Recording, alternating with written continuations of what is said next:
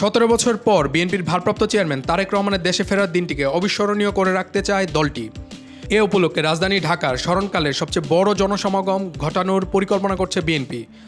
দলীয় সূত্র জানায়, এই আয়োজনকে ঘিরে সাংগঠনিক প্রস্তুতি, নিরাপত্তা ব্যবস্থা এবং সার্বিক কর্মপরিকল্পনা চূড়ান্ত করার কাজ চলছে।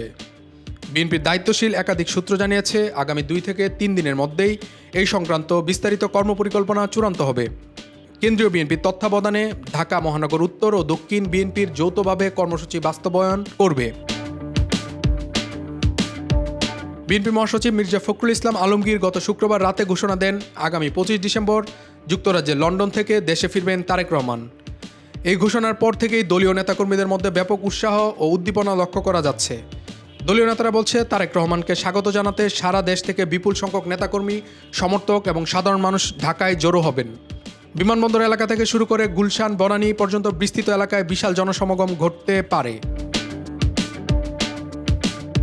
সম্প্রতি ঢাকার এক দলীয় অনুষ্ঠানে এই প্রস্তুতির ইঙ্গিত দেন বিএনপির মহাসচিব। তিনি বলেন, যেদিন তারেক রহমান বাংলাদেশের মাটিতে পা রাখবেন সেদিন যেন সারা বাংলাদেশ কেঁপে ওঠে। একই সঙ্গে তিনি মন্তব্য করেন, বিএনপি সেদিন দেশের রাজনৈতিক চিত্র পাল্টে দিতে চায়। ঢাকা মহানগর উত্তর বিএনপির আহ্বায়ক এবং ঢাকা 16 আসনের বিএনপির প্রার্থী আমিনুল হক বলেন, ভারপ্রাপ্ত চেয়ারম্যানের প্রত্যাবর্তন উপলক্ষে কর্মসূচি নিয়ে দলে আলোচনা চলছে এবং খুব শীঘ্রই তা চূড়ান্ত করা হবে।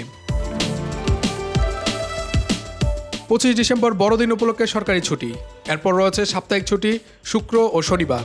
সাধারণ মানুষের দুর্ভোগ কমাতে ছুটির দিনেই তারেক রহমানের দেশে ফেরার তারিখ নির্ধারণ করা হয়েছে বলে জানিয়েছেন বিএনপি নেতারা। তারেক রহমানের আগমন ঘিরে নিরাপত্তা ব্যবস্থাকে সর্বোচ্চ গুরুত্ব দিচ্ছে বিএনপি।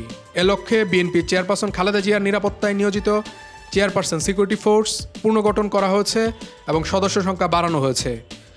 নতুন করে সিএসএফ এর দায়িত্ব দেওয়া হয়েছে ব্রিগেডিয়ার জেনারেল অবসরপ্রাপ্ত একেএম শামসুল ইসলামকে। দলীয় সূত্রে জানা গেছে, দেশে ফেরার পর তারেক রহমান ও তার স্ত্রী ডাক্তার জুবাইদা রহমানের নিরাপত্তার দায়িত্বেও সিএসএফ পালন করবে। পাশাপাশি সরকারের পক্ষ থেকেও তারেক রহমানের নিরাপত্তা নিশ্চিত করার আশ্বাস দেওয়া হয়েছে। এরই মধ্যে অন্তর্বর্তী সরকার 2007 সালের 1/11 রাজনৈতিক পট পরিবর্তনের পর তারেক রহমান গ্রেপ্তার হন। 2008 সালে কারাগার থেকে মুক্তি পেয়ে চিকিৎসার জন্য সপরিবারে যুক্তরাজ্যে যান এবং এরপর থেকে সেখানেই অবস্থান করছেন। তার স্ত্রী জুবাইদা রহমান গত 5 ডিসেম্বর গুরুতর অসুস্থ শাশুড়ি খালেদা জিয়াকে দেখতে দেশে আসেন। গত বছর 5 আগস্ট ছাত্র জনতার অভ্যুত্থানে শেখ হাসিনা সরকারের পতনের পর থেকেই তারেক রহমানের দেশে ফেরার বিষয়টি নতুন করে আলোচনায় আসে। খালেদা জিয়ার শারীরিক অবস্থার অবনতি সেই আলোচনা আরও তীব্র করে তোলে। অবশেষে গত শুক্রবার আনুষ্ঠানিকভাবে তার দেশে ফেরার তারিখ ঘোষণা করা হয়। বিএনপির নেতাকর্মীরা তারেক রহমানের প্রত্যাবর্তনকে দলের জন্য একটি ঐতিহাসিক ও আবেগঘন মুহূর্ত হিসেবে দেখছেন। রাজনৈতিক বিশ্লেষকদের মতে, ত্রয়োদশ জাতীয় সংসদ নির্বাচনের প্রাক্কালে তার দেশে ফেরা দলীয় নেতাকর্মীদের নতুন করে উদ্দীপ্ত করবে এবং এর প্রভাব নির্বাচনী রাজনীতিতে স্পষ্টভাবে পড়তে পারে।